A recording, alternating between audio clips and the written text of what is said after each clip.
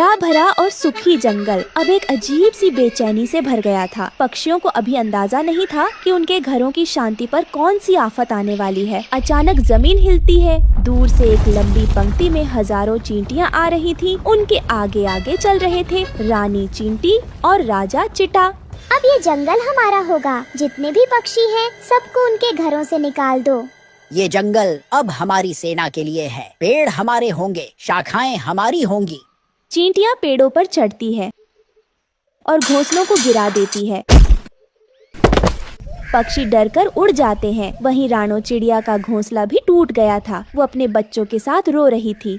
मेरा घर, मेरा छोटा सा घोंसला जिसे मैंने तिनका तिनका जोड़कर बनाया था, वो अब मिट्टी में मिल गया। मैंने हर कांटे से लड़कर, हर तूफान से बचाकर इसे सजाया था। इन मासूम बच्चों को अब कहाँ लेकर जाऊं? ना कोई शाख बची, ना कोई ठिकाना। बारिश आने वाली है, ठंडी हवाएं चल रही हैं। क्या मैं इन्हें खुले आसमान के नीचे छोड़ दूं? नहीं नहीं, मैं माँ हूँ। मैं कुछ न कुछ जरूर करूँगी। चाहे जैसे भी हो, मैं अपने बच्चों के लिए फिर से एक आसरा बनाऊंगी। माँ, हम अब कहाँ सोएंगे? क्या अब हमें भूखा रहना पड़ेगा? नहीं मेरे लाल, नहीं। तुम्हारी माँ हार मानने वालों में से नहीं है। ये शाखाएं भले टूट गई हों, लेकिन मेरा हौसला अब भी जिंदा है। हमने कितने मौसम देखे हैं, गर्मी, सर्दी, आंधी, पर आज जो हुआ वो सबसे बुरा था। वहीं दूसरे पेड़ के पास एक मैना भी अपने टूटे घोंसले के पास बैठी रो रही थी। मेरे अंडे टूट गए। चींटियों ने कुछ नहीं छोड़ा, ना डाल ना पत्ता। मेरे बच्चे अब इस दुनिया में कभी नहीं आएंगे। एक बुजुर्ग कबूतर अपनी घायल पत्नी को संभालते हुए बोलता है।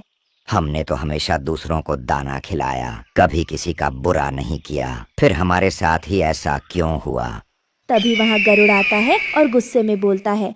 काफी हो गया, अब हम कोई कमजोर नहीं हैं। हम आकाश के राजा हैं। आज मैं इन चींटियों को दिखा दूंगा कि ये जंगल किसका है।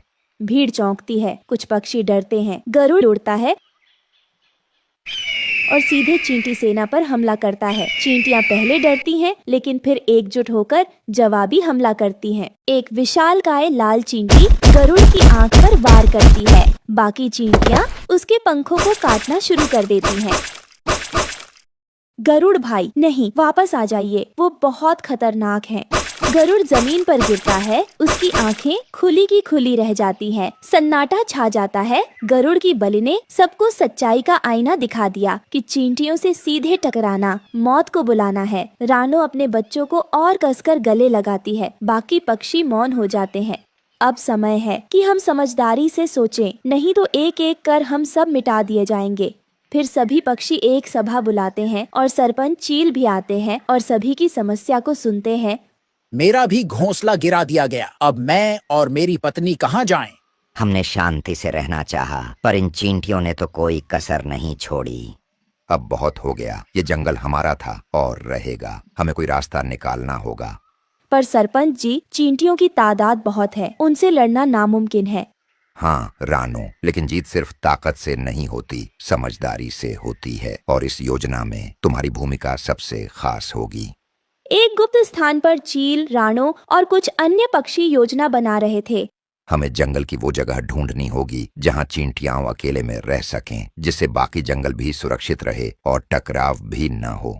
हम उस ओर जा सकते हैं जहाँ झाड़ी और कांटे ज्यादा हैं। वहाँ पक्षी वैसे भी घर नहीं बनाते। लेकिन उन्हें वहाँ कैसे भेजा जाएगा? उन्हें दिखाना होगा कि वहाँ रहना उनके लिए कितना बेहतर है। ये आसान नहीं होगा, लेकिन हम कोशिश करेंगे, क्योंकि अब बस यही एक रास्ता है हमारे पास, इस जंगल को उन चींटियों के आतंक से बचाने का।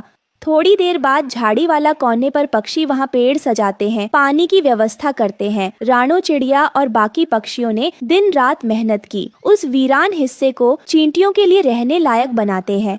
अगर ये सफल हो गया तो हमारा जंगल फिर से शांत हो जाएगा। फिर थोड़ी देर बाद उन पक्षियों का सामना चींटी के ढेर से होता है। रानो उन्हें समझाते हुए कहती है, हम आपके लिए जंगल का एक सुंदर कोना बना चुके हैं। वहाँ न कोई टकराव होगा, न कोई परेशानी। क्या आप शांति से वहाँ बसना चाहेंगे?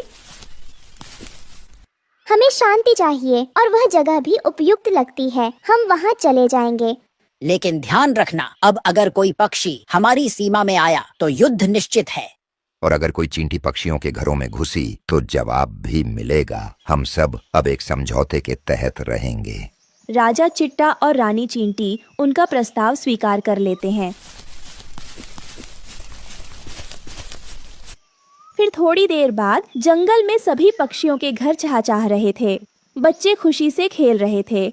रानो, चिड़िया की सूझबूझ और पक्षियों की एकता ने जंगल को तबाही से बचा लिया। चींटियां अपने नए महल में खुशी खुशी रहने लगीं। कभी कभी लड़ाई से बड़ी चीज होती है समझदारी और साथ। हमने हार नहीं मानी, हमने रास्ता ढूंढा। अब पूरा जंगल हरा भरा था। एक ओर चींटियों का सुंदर महल और दूसरी ओर चहचहाते पक्षी के घोंसले जिनमें बच्चे खुशी खुशी रहने लगे।